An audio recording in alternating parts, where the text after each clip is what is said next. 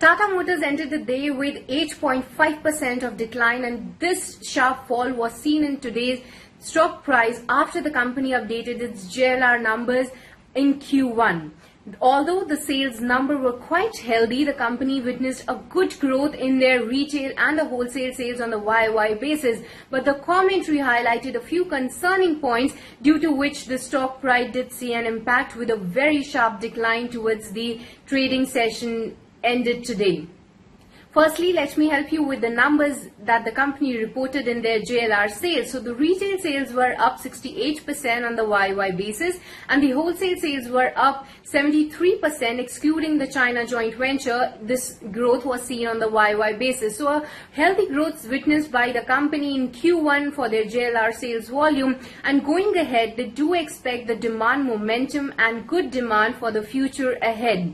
But on the commentary, two major points were highlighted by the company which did make an impact on the stock price today. Firstly, the company told us what kind of a impact they're going to see on their financials due to the supply chain constraints, because demand is there, but on the ground what the demand is, the company is not actually able to fulfill that. On account of that, this will surely going to have an impact on their financials. And the second update was on the semiconductor supply chain issue that's persisting for the whole of the industry, and Tata Motors has come up with a commentary on that did make an impact on the stock. Firstly, the company informed that this time in Q1, the total cash and short-term investment for the company was at 3.7 billion pounds.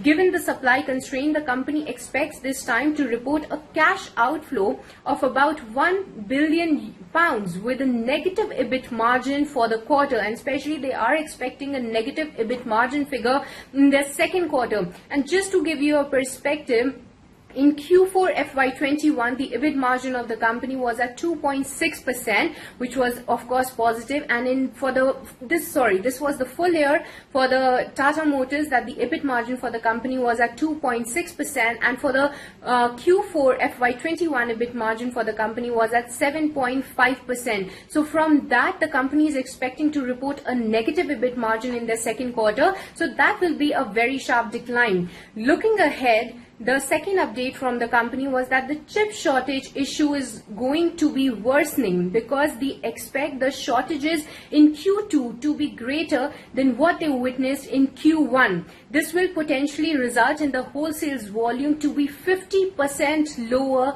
than planned.